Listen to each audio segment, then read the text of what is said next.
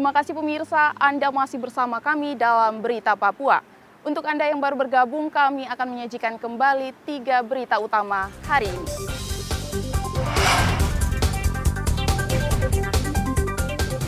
Bantuan bahan makanan dan pakaian dari Kemensos tiba di distrik Kuyuwage, Lanijaya.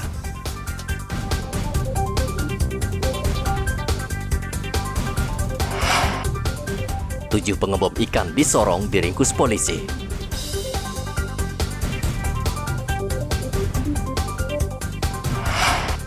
Harga telur ayam di Merauke terus melonjak naik.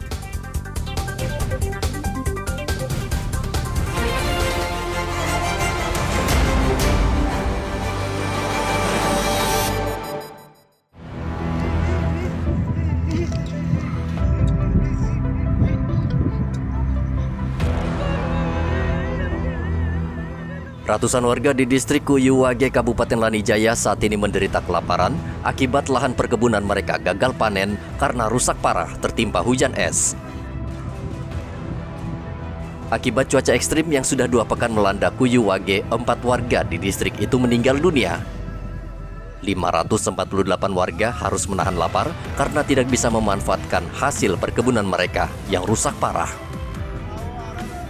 Pemerintah Kabupaten Lanijaya sudah mengirim bantuan bahan makanan untuk warga yang terdampak.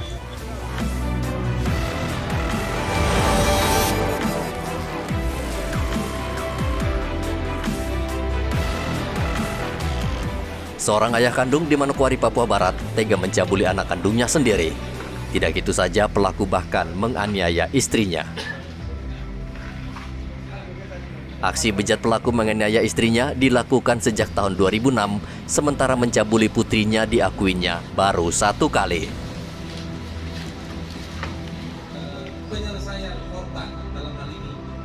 Karena takut, korban akhirnya membongkar aib keluarganya ini kepada polisi.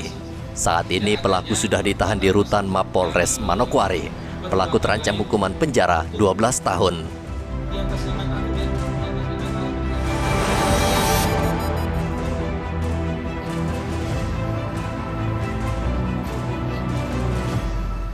Satuan Reserse Narkoba Polresta Jayapura Kota menangkap 3 pengedar narkoba yang menyelundupkan sabu-sabu melalui jasa penitipan kilat. Ketiga pelaku adalah Robi Sriyanto, pegawai negeri sipil di Kabupaten Yalimo, serta Hendra dan Risman yang berasal dari Wamena, Kabupaten Jayawijaya. Para pelaku menyelundupkan sabu-sabu dengan cara dimasukkan ke dalam pengeras suara untuk mengelabui petugas jasa pengiriman. Mereka dijerat Undang-Undang Nomor 35 Tahun 2009 dengan ancaman 7 tahun penjara.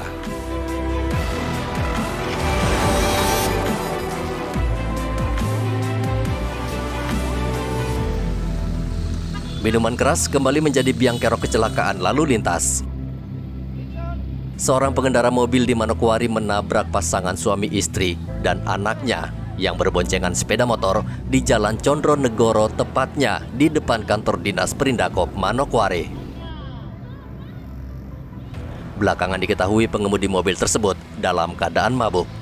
Tak pelak, pengemudi kendaraan menjadi sasaran pemukulan oleh warga setempat yang kesal melihat ulah pengemudi. Kecelakaan tersebut menyebabkan pengendara motor mengalami luka-luka dan patah kaki.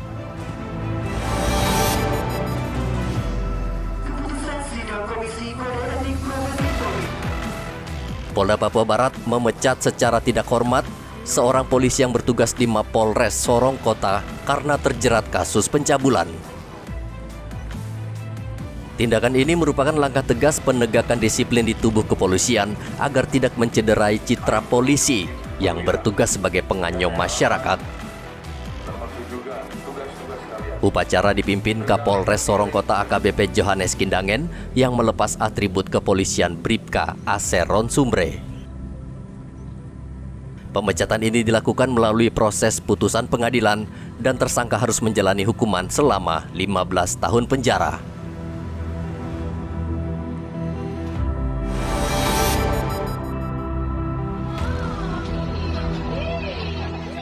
Perkelahian antara polisi dan tentara di Fakfak akhirnya diselesaikan secara damai dan kekeluargaan. Perkelahian kedua anggota keamanan ini beredar luas di media sosial. Perkelahian aparat itu dipicu kecemburuan terhadap seorang wanita. Kapendam mengapresiasi Komandan Korem Fakfak dan Kapolres Fakfak yang bergerak cepat menyelesaikan persoalan ini.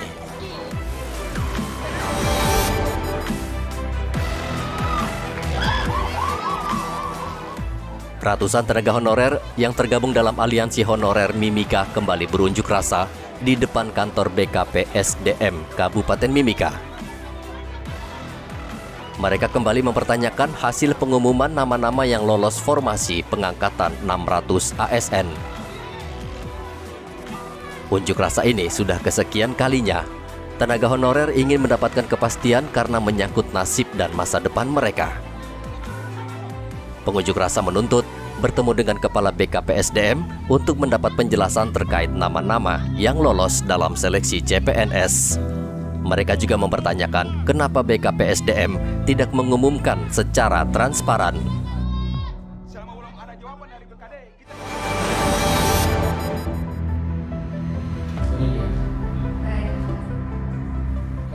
Balai Besar Pengawasan Obat dan Makanan Jayapura menyita ribuan kosmetik ilegal yang mengandung bahan berbahaya di 4 kabupaten.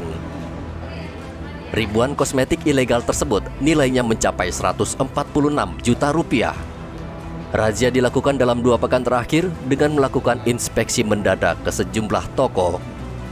Dalam sidak tersebut, BPOM Jayapura berhasil menyita 6.354 kosmetik ilegal yang mengandung bahan berbahaya.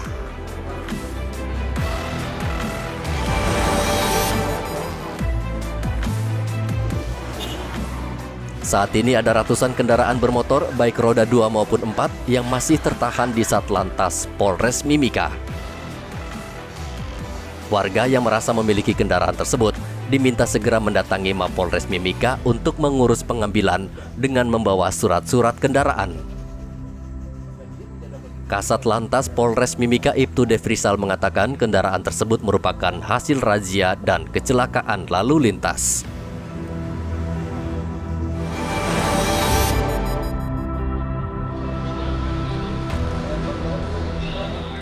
Prajurit Koarmada 3 dan Pasmar 3 menggelar latihan tempur dan pendaratan di pantai Warmenum, Sausapor, Kabupaten Tambrau.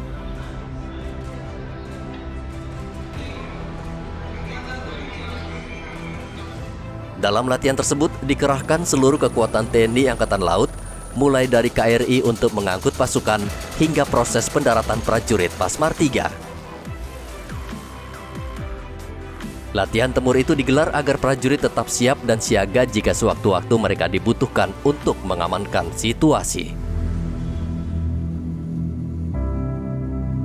Selain itu, latihan tempur juga untuk memperkuat pertahanan maritim di Indonesia Timur. Pemirsa, informasi tadi sekaligus mengakhiri jumpa kita dalam Berita Papua. Saya Graciela Taime mewakili seluruh tim redaksi yang bertugas menyampaikan terima kasih. Selamat beraktivitas, sampai jumpa. Wanyambe.